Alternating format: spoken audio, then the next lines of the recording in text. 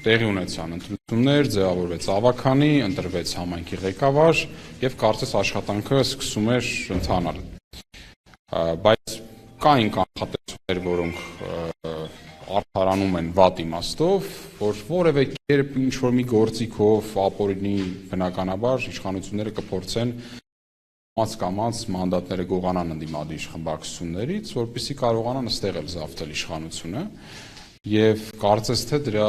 ծիծեռնակները արդեն կան մեր քաղաքը Դաշինքի պարագայում, ինչը տեղի ունեցել։ Ապրիլի 21-ին Կարեն Հրայրի Բադալյան անուն հասկանուն հայրանունով ավականու անդամը, որ 6 հոգանոց խմբակցության թիմի մեջ էր ընտրված, ստանձնած լիազորությունները, ապրիլի 21-ին ներկայացնում է հրաժարականի դիմում համայնքի ղեկավարին։ Գրում ամեն որ կան պատճառներ, որ անցնում է աշխատանքի, դրանով պայմանավորված չեմ կարողանալ լինել ավականու անդամ, խնդրում եմ այդ հրաժարականս ընդունել։ Օրենքով սահմանված կարգով համայնքի ղեկավարը կարա մեկ բան անի, դա էլ անում է, արձանագրություն է կազմում,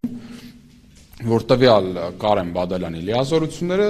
համարվում է դադարած իր իսկ դիմումի հիման վրա, հրաժարականի հիման վրա։ Հաջորդ օրը ապրիլի 22-ին համայնքի ղեկավարը ուղարկում է գրություն, էլի օրենքով ինչ պետք է անի, մի տարբերակ է, դա էլ անում է, ուղարկում է գրություն ընտրատարածքային ընտրական հանձնաժողովին։ Այսինքն այն մարմնին, որի շենքի այս մուտքի մոտ ենք, մուտքից ներս հիմա մենք կանգնած խոսում ենք ձեզ հետ միասին։ Ուղարկում է, որ այս արձանագրությունը կազմած է, այս էլ հիմքը, դիմումը, անձի խնդրում դուք էլ ձեր արձանագրությունը կազմեք, որովհետև ըստ օրենքի իրանք էլ ընտրատարածքային ընտրական հանձնաժողովը պետք է արձանագրի, որ ավականու լիազորությունները դադարել են, որպեսզի ֆիքսվի թափուր տեղը եւ ըստ ցուցակի հաջորդ ավականին գայև զբաղացնի լիազորությունները դադարած ավականու տեղը։ Դրանից շուրջ 2 օր հետո, կարծես 23-ի ապրիլի աշխատանքային օրվա ավարտի 17-ից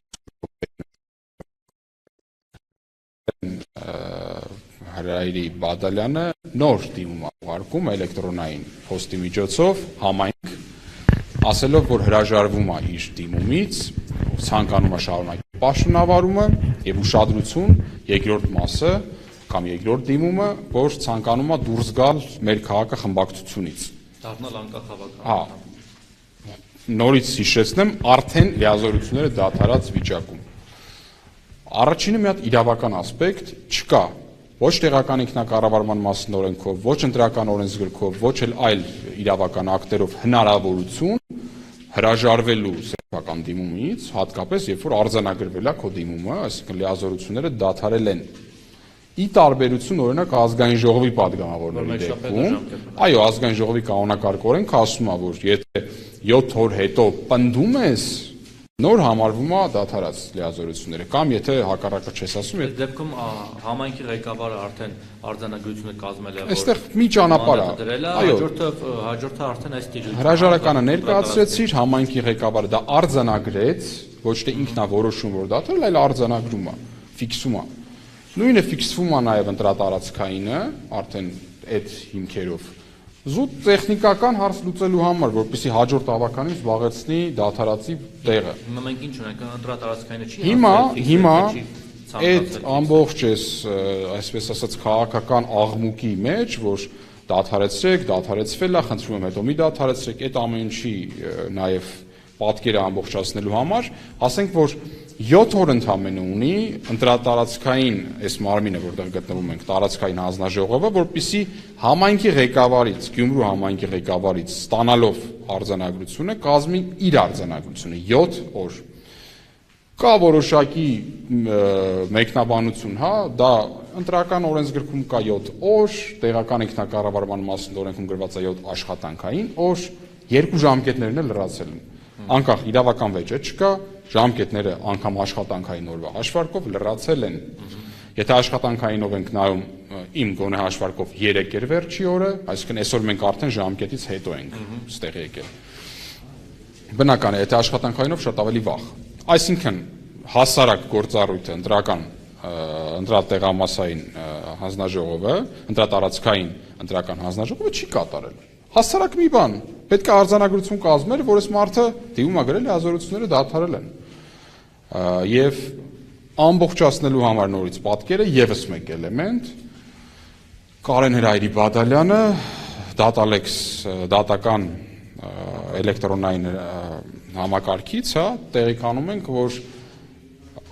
մայիսի 2-ին է ոնց որ մուտք եղել վարչական դատարան ներկայացրել հայցադիմում խնդրելով անվավեր ճանաչել համայնքի ղեկավարի արձանագրությունը, որում ֆիքսվել է իր հրաժարականը։ Քանի որ մենք ունենք էլի վատ իմաստով շատ հարուստ փորձ, Վանաձորյան փորձ, որտեղ դատարանները ինչեր ասես որ չեն արել, որոնք կապ չունեն իրավունքի հետ, որով ուղղակի սառեցվել է իրավիճակը եւ ըստ էության խեղվել է ժողովրդավարական ընթացքը, հա, տեղական ինքնակառավարման, կա մտավախություն, որ այսօր էլ այստեղ հնարավոր է կա այդ հույսը, որ հայցի ապահովման միջոց կիրառելու կամ մեկ այլ եղանակով կփորձեն դատարանի որոշման միջոցով անverջ ձգել այս վիճակը։ Հիմա Այսինքն օրինակ պատկերացրեք 3 տարի հետո մեկ էլ վարչական դատարանը ասի, որ համայնքը ճիշտ էր, ասենք Կարեն Բադալյանը սխալ, պետք է լիազորություններ դադարեցվի։ Ումա պետք է լինելու նման որոշումը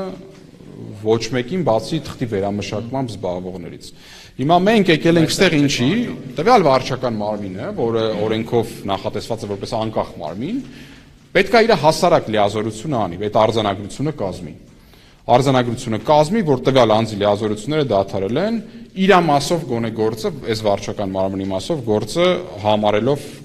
օրենքի շրջանակներում արված, էլի ժամկետից ուշ, բայց գոնե արված։ Որպեսզի մենք կարողանանք զբաղվել մնացած հարցերով։ Ես որպես ներկայացուցիչ խմբակցության, հա, իրավական օգնություն եմ տալիս, բացի գիտեք, որ նաև դաշինքի, հա, շրջանակներում հայրենի կուսակցություններից մեկով որ առաջադրել էր տեխնացուներին, բայց տվյալ դեպքում որպես նաև փաստաբան, լիազորված, որպես իրավական օժանդակություն տալով, ավականու կազմի հետ միասին մեր հետ են, հա, ավականիները։ Հիմա գնում ենք ակնկալելու նախ պարզաբանում, ինչի այդ պարտականությունը չի կատարվել մեկ, եւ երբեք ինչ են պատրաստվում անել, երբեք կատարվելու։ Ինչ բացատրություն կա սրան, այս անգործությանը, ոչ իրավաչափ, ապօրինի անգործությանը ինչ բացատրություն կա։